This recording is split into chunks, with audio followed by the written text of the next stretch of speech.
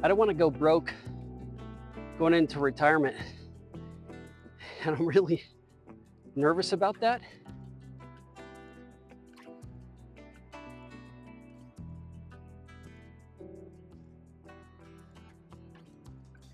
My son, my oldest son, my 21-year-old that's in his junior year of college, has fortunately had pretty darn good grades. So does my younger guy. And so my oldest son was given a scholarship. So he had 100% tuition paid. He is a biomedical science undergrad. Again, like I said, junior year. So it was really cool. This school that was in Arizona here gave him a full tuition scholarship. And when I went to school, there was a year or so when I was at Ohio State.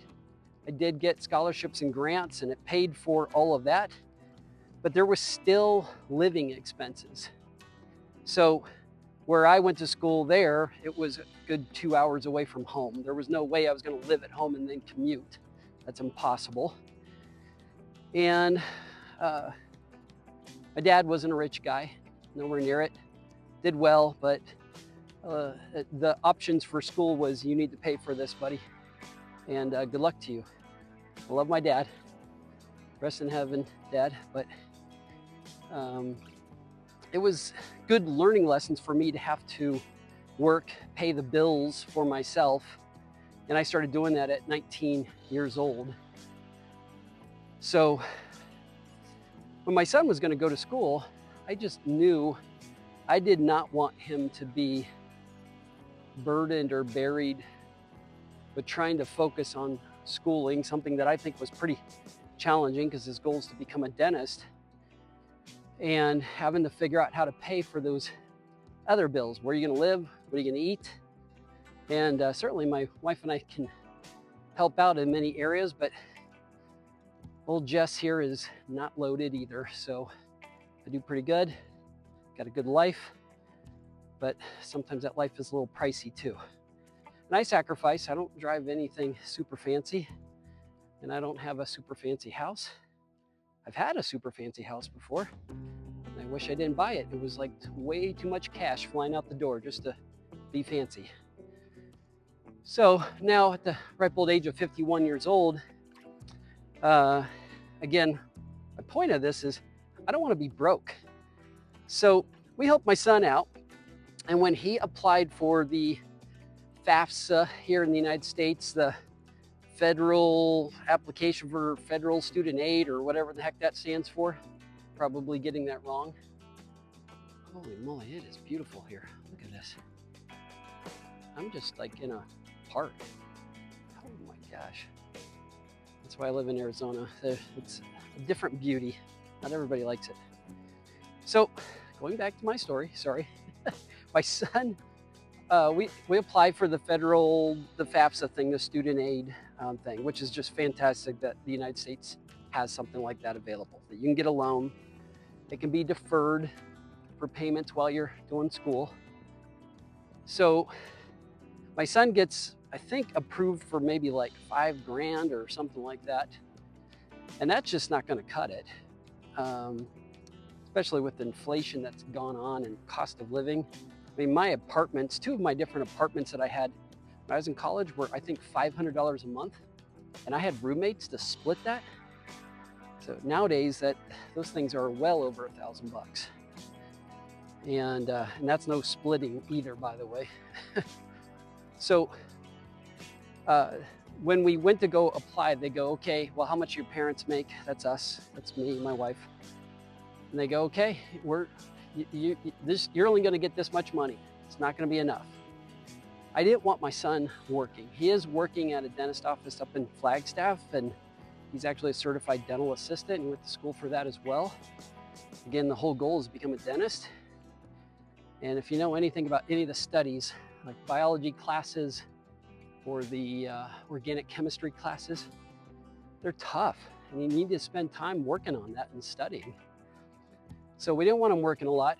We didn't want him strapped with having to figure things out. I don't think that's the best lesson from my personal experience.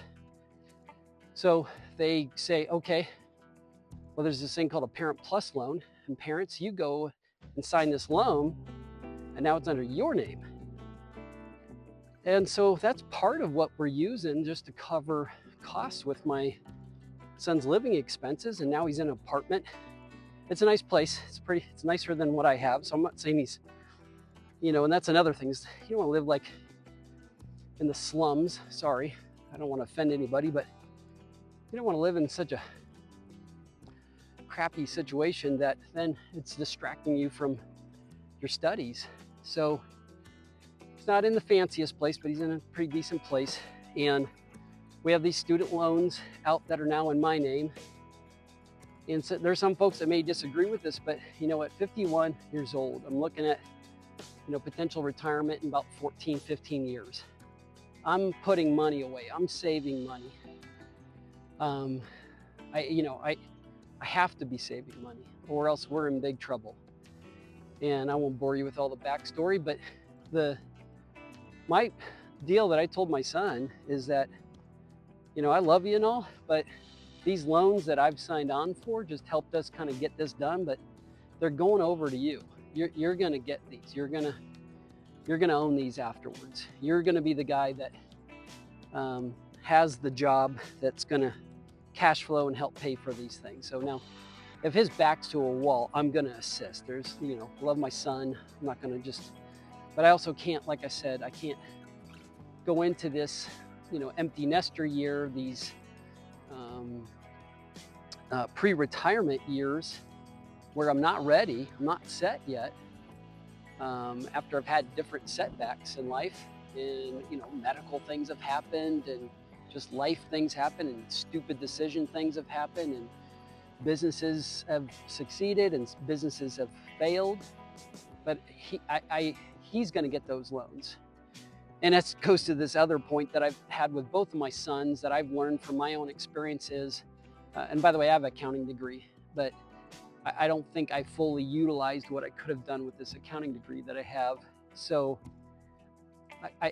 my push for my boys is you need to get a skill set from school that people are going to pay you well for it. And if it's not school, if it's something like the trades, with an HVAC guy, a plumber or electrician or something like that, or if you're going to go be a doctor or engineer and you need the college degree to go with it, you better get good at it. You better be the best at it or one of the best at it. And so that people are willing to pay you well for that. And again, just to put in perspective, I've probably said this before, but my son's dental school cost, when he gets done with that, and it's going to be loans, we're talking about $250,000 to $400,000. And there may be other costs I'm not aware of that go along with that. So when he gets done, he's going to have loan payments that are going to be like making a house payment. And he's still going to have to live and be somewhere, and he might want to be married and do all of the life things that people do and have to figure that out at the same time.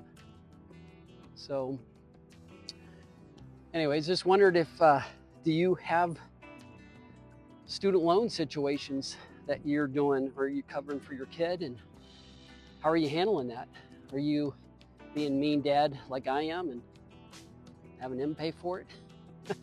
So anyways, just wanted to talk about that there, and wondered what folks are doing in this pre-retirement empty nester world. All right, I'll leave you with a shot of Arizona here. Oh, there's that big TSMC microchip plant over there. Let's see that. Let's see. Yeah, it's like just massive. It's crazy. All right. Thanks for watching. Be good.